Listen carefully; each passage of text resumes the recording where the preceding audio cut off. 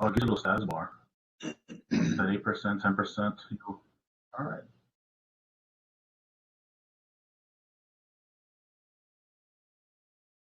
Hello, Swahuko. Good afternoon. We're going to go and get started here right now with our program called What is a Faculty in Residence Program? And I will let our speakers introduce themselves. Deontay, Rodney, you can take it away. Hello, my name is Deontay, and I serve as the Assistant Director of Residential Learning at Oklahoma State University. I have been in this position for about 2.5 years, and I will let Rodney introduce himself.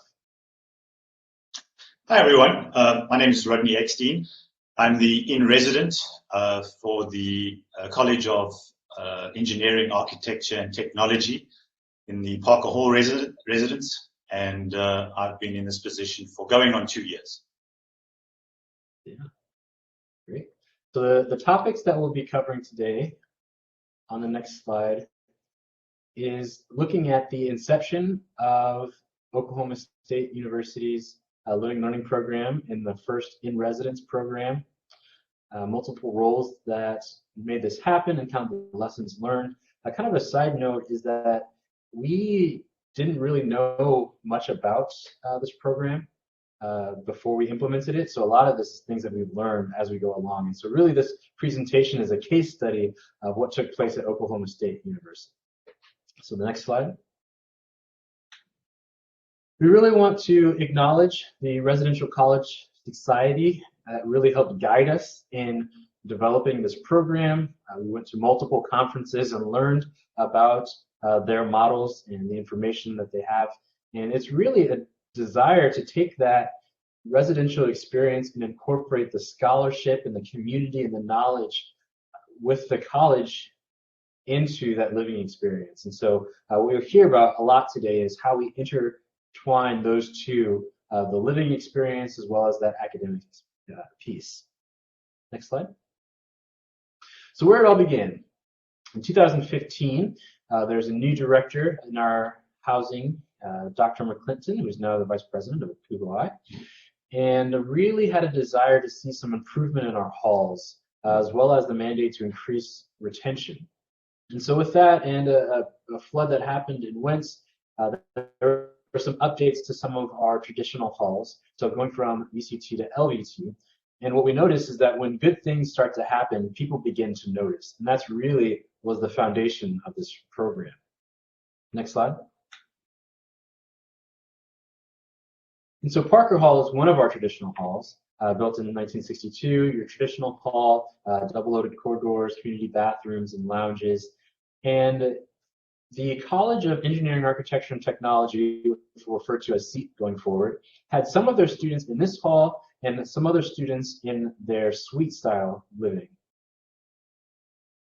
And so what they noticed is as they were seeing these renovations taking place in their halls is there an opportunity for us to invest a little bit more? And so instead of having their program split to 2 separate halls, they decided that they wanted to bring all of their first-year students and bring them all to this hall, Parker. And then as they were seeing renovations taking place, we're wondering, could they have a little bit of say in what happens with those renovations because a lot of their students will be living in them. So they committed some money to helping improve that area, starting with the basement. Next slide. So there's a list of some of those renovations that took place. In the next slide, you'll see kind of a floor plan of that basement, a before and after. And so on the left side was the original layout of that basement. It was a movie room and some couple of breakout rooms. And so they completely opened it up to make a student success center. The next 2 slides will show you pictures of what that looks like. So this is a picture of before, kind of a lower ceiling, low lighting, old furniture. The next slide. You'll see they raised the ceiling or removed the ceiling tiles, incorporated some new LED lights, some new furniture, and really focused on creating a study space environment. Next slide. So this is what led to the desire to implement a faculty and residence program. So again, as things were happening and people were seeing this renovation, our director, who had experience in other institutions, was wondering, could we look at a residential college model for Parker Hall? I just got on board, and when he had mentioned that, faculty and residence, I'm like, what is that? And so he encouraged me to attend the Residential College Symposium to learn a little bit about what this process was. But again, I had no historical knowledge of what it was. And so the Residential College Symposium really helped me get somewhat of a foundation, but we're really building it on the fly. So the first step was really just to make space. And so what we did was we took 2 apartments that were in the hall for their hall directors and converted it into a larger apartment for the in-residence. So what you're seeing now is those 2 apartments split. In the next slide, you'll see how we made the renovations to merge the 2.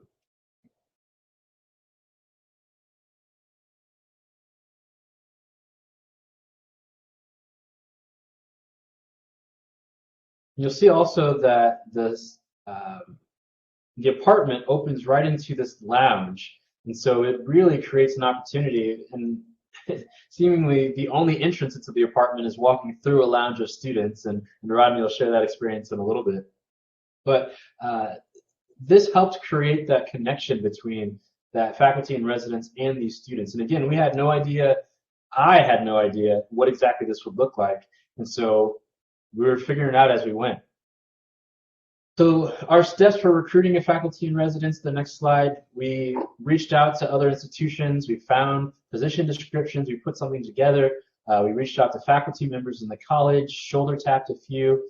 What we ran into is that many of the candidates that we were interested in just didn't have the time capacity to fill that role. And so we switched it from a faculty in residence to more of a staff in residence, and what we called it was our seat as College of Engineering, Architecture, and Technology in residence. And so through that process, shifting from faculty to staff, we began interviewing applicants, and I remember sitting down at walking into where we had our interviews, and Rodney and his wife Kavina came in, and there was just so much energy and excitement, and all of us at the table during the interview knew that this was our right fit. And Rodney, I'll let him introduce himself, but is a PhD candidate, student, and has been a tremendous blessing to our program. So from here on out, Rodney's going to share about his experience and the structure of Parker Hall. Thank you, Deontay. So I live here in this apartment with my wife and my 16-year-old son. You may recognize that I do have a bit of an accent. So I'm originally from South Africa, and as Deontay has alluded to, I am in the process of hopefully one day finishing my PhD. And whilst I do so, I'm the in-resident person here in the Parker Residence Hall. So I'm going to just go through and share some of the experiences, some of the things that we do here, show you a little bit of what it looks like. And before I get into that, though, I just want to explain what a PEAT is. So you'll see the PEATs standing there with their masks on in front of the residence hall. The word PEAT stands for Parker Engineering, Architecture, and Technology Experts. And there are upper-class students who act as mentors for the Parker Hall residents. They're all seat students themselves. In fact, all the students in the entire building are engineering students. And they have some responsibilities. They check in with the students regularly. They live on the same floors.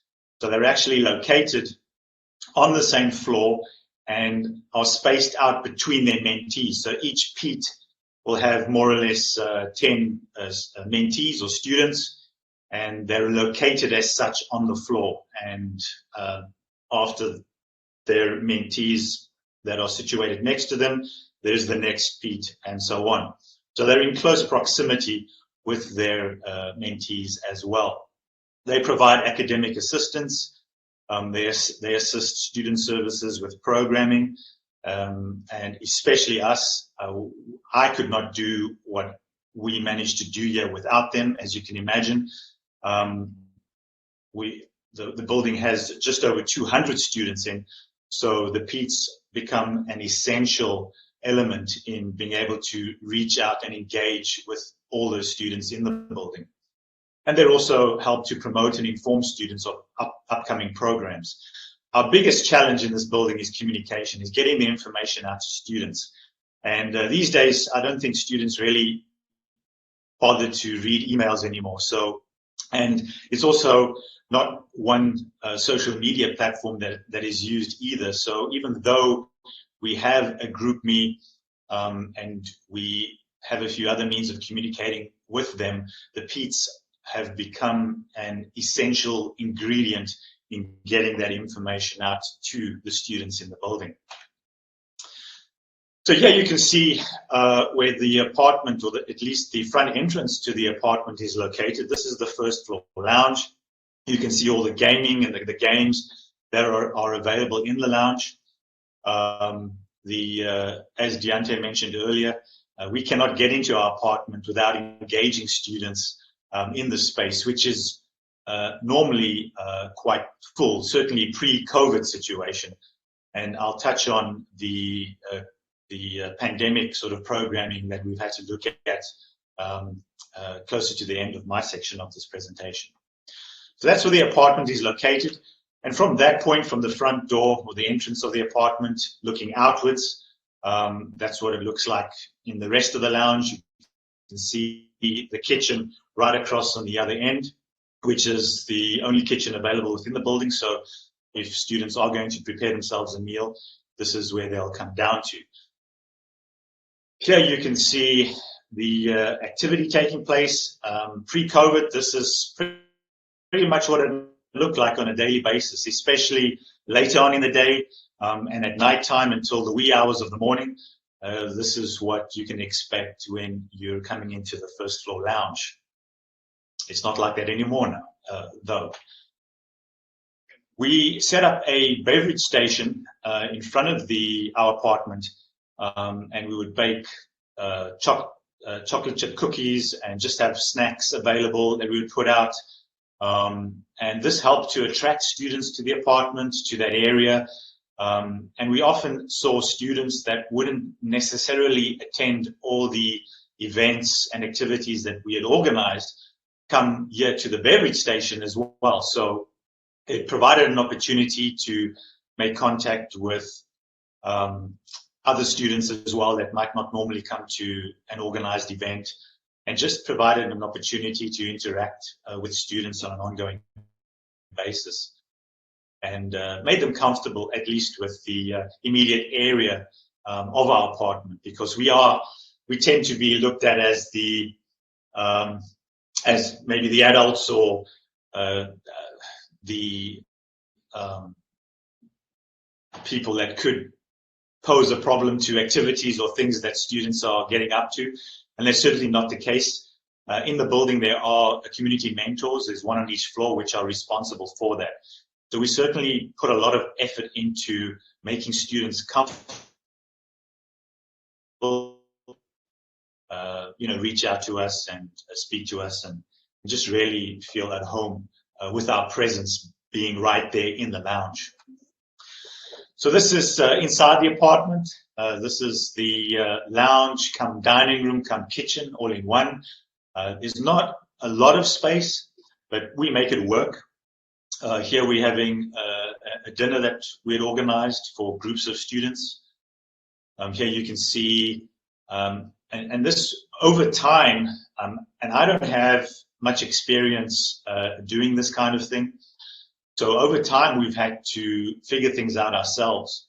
And we found that there's always that beginning phase where it's so important to establish those relationships. And not only the relationships between ourselves and the students, the relationship between ourselves and the Peats, as well as the Peats and their mentees. So at the beginning of the semester, we hosted these dinners, or these get-togethers, as we call them, in our apartment with the Peats, as an opportunity for them to strengthen the relationship between themselves as well as with us. And then every Friday we would host a get-together with with their mentees, again, to just strengthen that group between the PEAT and their mentees, and then an opportunity for us to get to know the students as well. And these were very successful and very popular. And this really helped a lot to just make the students feel more comfortable and at home, and resulting in a situation where students would come and knock on our door and, you know, just want to come and chat. Here we've also hosted a lunch with faculty, again providing an opportunity for students to connect with faculty members, and depending on what their major was, they would get invited to come and share a lunch with a particular professor from that department. This again opened it up for students that may not normally engage with their professors in class or ask questions, and provided them with an intimate space to ask questions and develop that relationship with the faculty member. This was also quite popular, and really the apartment, even though it is quite small, definitely provided that intimate space that really enhanced the communication and that connection during that time. So students really became quite comfortable with having us in the lounge and with our apartment in the location that it's situated. And we had students coming to do homework. That's my son behind the laptop, sort of in the middle of that slide, with another two students that are doing homework together in the apartment. There you can see another student that has come to show us his modified Furby, and we regularly leave the front door to the apartment open, allowing students to interact and come and go as they please.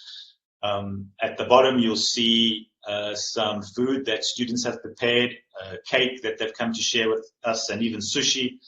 And often they'll come and ask for maybe an ingredient that they need. They might not have salt or milk or whatever the case is that we'll share with them, or utensils, cooking utensils, or what have you. And there's a little picture of someone that made some frames that they gave us for Christmas. So there's this constant interaction between the students and us, where the apartment is situated, which is great. Even though the apartment is small, the lounge on the first floor becomes an extension to the apartment. So we often have events that we host in the lounge for the entire building, which can obviously accommodate a lot more students. We also host events on the floors, and we try and build the sense of community on the floors as well. Each floor has its own unique sort of sense of community, which differs from floor to floor. The second floor is all girls. The third floor is diversity and inclusion. And the fifth floor is always, for some reason, the misfits in the building. So I'm not quite sure why the students that are the most mischievous always land up on the fifth floor. But nevertheless, we try and enhance that sense of community on the floor. And we also work with the PEATs to facilitate specific events that are not only fun, but somehow also tap into their majors and some of the things that they're studying and learning. So here we have a flown glider build-off challenge, which the students really enjoyed. It kind of taps into some of their aerodynamics and gives them an opportunity to explore some of those skills and knowledge in a fun way, connect with other students, learn, and then compete in the challenge with other students for prizes. There's another example, which is a race car challenge to build a small vehicle that would obviously win this challenge. They would be able to get through the finish line as quickly as possible. Then Deontay mentioned the basement, which is also the study hall. So we regularly go down to the study hall and we'll provide snacks. We have this little cart. We'll just support students and have a chat, give them a quick break, provide them with some sustenance to continue their studies, especially during pre-finals and finals week. and they really, really appreciate this. We often go down there and we see students like just stressed out from studying throughout the night or from early in the morning, and this really lightens their load and just gives them that extra bit of oomph to keep on going. One of the things that we found that really worked well was going from door to door. We keep a record of students that do attend events, and we often find that there's the regular bunch of students that will always come to events. And there are some students that don't tend to come to organized events. So we started going from out and meeting students wherever they are at in the building. And there's a variety of spaces. Going to door is one of those spaces, and for the most part, students really don't mind us just going and knocking on the door. If they're busy with something, perhaps especially now if they are in a class or connected through an online call to family or whatever, they'll just shout out and say they're busy for that moment, and we'll move on. And students really appreciated this. We provide snacks. We provide them with a birthday card if it's their birthday, care packs if they're feeling ill. We did a reverse trick or treat where we provided students with candy at their door. So this was also very valuable for us to establish those direct connections with individual students, just to make sure that they're doing okay and they have what they need, and to provide them with any other information. And we often found that a lot of the students just didn't know what was going on in the building. So this became another form of communicating with students and getting the message out as well.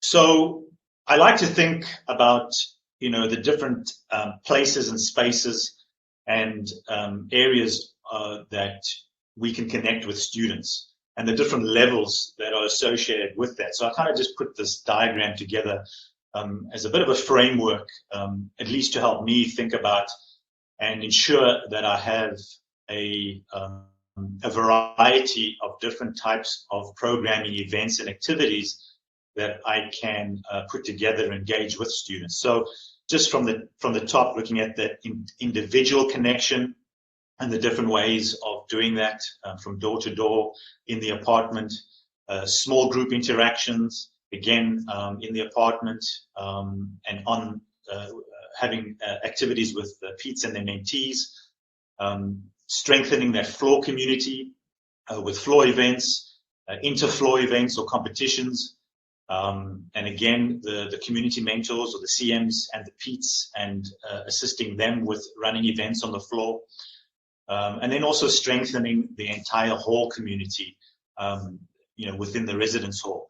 So, for example, a welcome back party, movie nights, which took place every Friday night in the lounge, and inter-LLP competitions, so competitions between other residence halls on campus, and we actually have one coming up for that as well. And then also looking at the outdoors and the area surrounding the hall. This is an area that I think is very underutilized. It's an area that we're trying to use more now, especially under COVID conditions. But I think it's definitely an area that I at least can engage students in more. So a little bit about programming during the pandemic conditions. Well, yeah, you can see Welcome Week took a very different stance. We had to do it outside on the lawn with adequate social distancing between students and everyone wearing masks. And I think this really worked well. I think it was essential as well because we knew that there were students that were going to go into quarantine and isolation.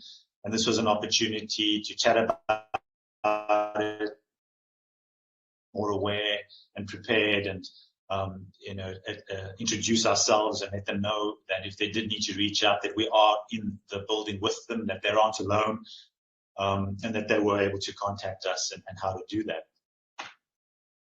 This was movie night in a classroom which is about 50 feet away from Parker Hall residence. It's one of the classrooms that are used by the students during the semester. And it was set up with plexiglass, each seat numbered and enough space between students. So it actually had a nice theater feel to it. We would turn off all the lights, and there was a number of different screens situated all over this classroom.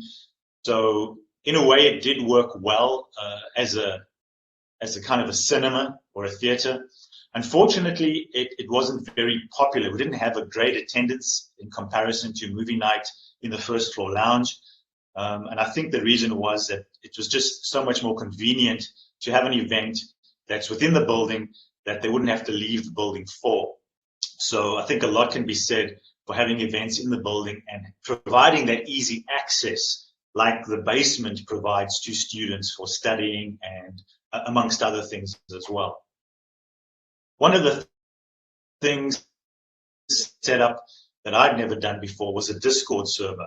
I didn't even know anything about what that meant or what a Discord server was. But this was some information that we got from the Peets themselves.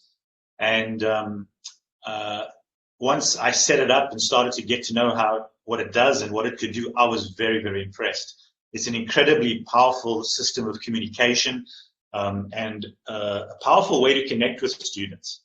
It provides a lot of different things. I'm not going to go into much detail, but it can do a lot more than, for example, the system that we're using right now. It goes beyond just doing video and audio. So this is something that we're actually going to be using in future. Hopefully one day when the pandemic is over and things go back to some kind of normality, this is definitely something that we're going to continue using. It's such an efficient and effective means to communicate with students in the building, and in itself it creates some level of community within the building. So this is the Parker Hall Discord server, and there's a lot of communication and interaction that takes place on it, which is great. One of the other things that we did was we used Minecraft Education. And the interesting thing is that Microsoft has now provided this at no cost. So if you have a Office 365 account, you have access to Minecraft Education for free. Now all the students get Office 365 for free, obviously, and they have access to Minecraft Education. So there's various types of activities that you can do within Minecraft Education. And one of the nice things is they have to use their university username and password to log into Minecraft Education. So their names, or at least their last name, appears above their avatar. So you actually know, when you see the avatar, you actually know which student that is, which is really great and helpful for me. So we were able to find these different activities where you could build, it was like a build-off, where you had two individuals or two teams that would design some kind of a model, and they would have a certain amount of time, and they could compete against each other. And at the end, or the completion of the model, or the end of the time period, they would then be able to vote by standing next to the particular model that they're voting for.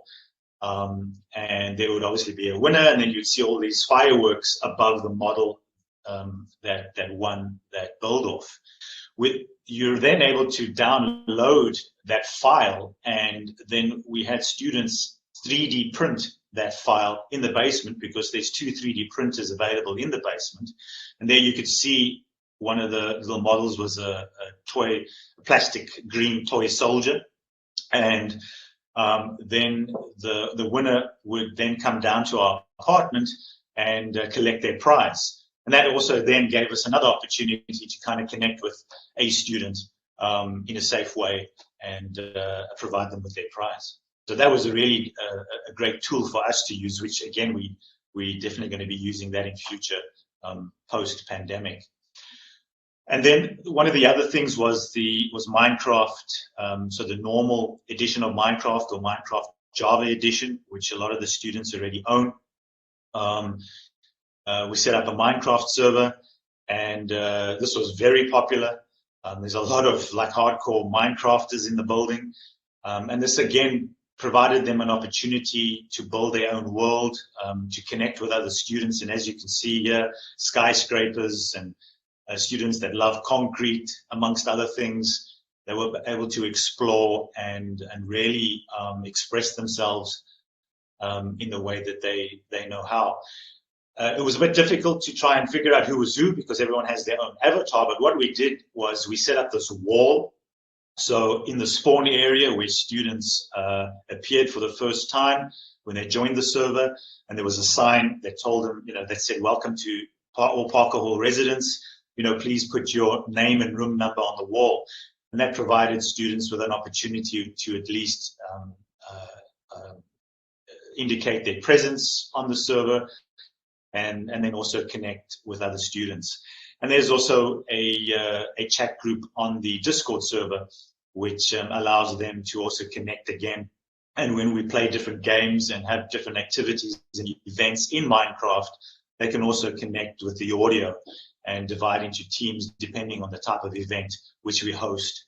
Another interesting thing is that we got quite a few students involved in setting up the server because there's a few students that are studying computer engineering, and they were very willing and able to assist with setting up the Minecraft server and helping to organize and host activities, because I know very little about Minecraft.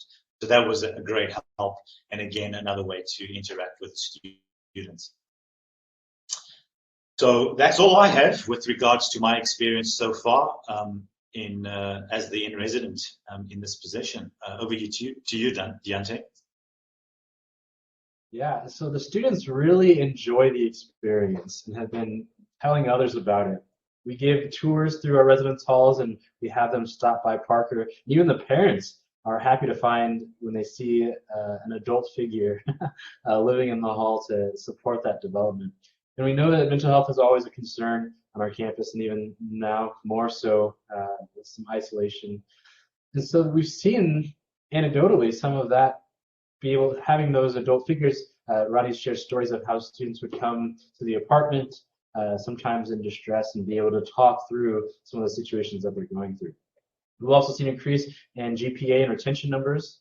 And I think on the next slide kind of shows you our fall 17 cohort through fall 19, currently updating our fall 20 cohort. But you can see that our retention numbers from fall to spring has continued to grow. And so on the right side, you'll see for all freshmen, and then specifically on the left side, you'll just see the seat freshmen and how that has increased. And it's been more than influence just on the building. It's had a ripple effect. And so other programs, like our Ferguson College of Agriculture, our Spear School of Business, have seen this model and decided to financially invest in their halls for some updates and potentially looking at including some more of these faculty and residents with some of these colleges as well. We've received publicity from local newspapers and the state magazine for our university. So we're really excited about all the benefits that have come from implementing this faculty and residence program. Again, not knowing what we were doing, and I feel like every day is still a learning opportunity between Rodney and I, and how can we do this better each semester? But it's been a great journey. So some takeaways on the next slide is thinking about how can you at your institution, regardless of finances, rethink existing spaces. Many of the residential colleges that we toured as we went on the college symposium were brand new builds. And we know that many institutions don't have the funds for that. And so how can you think about utilizing the space that already exists? We also found that utilizing a PhD student can have just as much of an impact as it could using a faculty member. As long as, and what we found also is that Rodney's been able to be kind of a liaison between the residence hall and those faculty members. So though there's not a traditional faculty member living in the hall, they're still constantly rotating through as Rodney schedules that. And then leveraging success from pre-existing programs. If you have a learning program that has a lot of momentum and it's growing in popularity and people are becoming more interested, is there an opportunity to tag on a faculty and residents to take that program to the next level and with that? So that is the end of our presentation. We do have a Q&A and chat feature on the side. If you have any questions, feel free to post those in the chat and we can answer those. We'll probably stay on for a few more minutes. Otherwise, our contact information is on here as well. Feel free to shoot us an email. We would love to connect with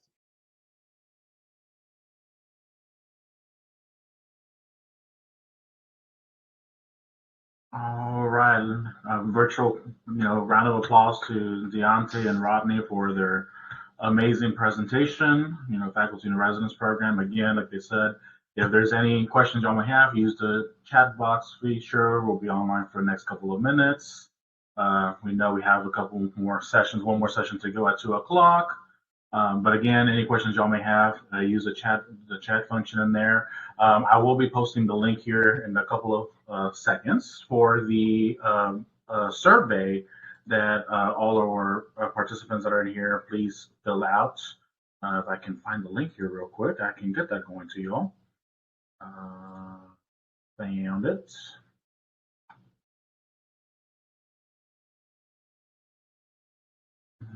Okay, and I'll be posting that in here real quick. So again, just want to complete this the survey right here, and then again, questions, anything?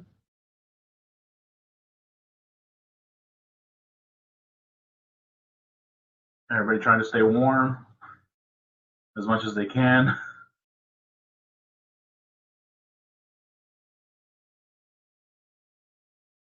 Well, thank you, Miguel, for facilitating. You're very welcome, Deontay. Mr. Rodney, soon to be Dr. Rodney. Thank you so much.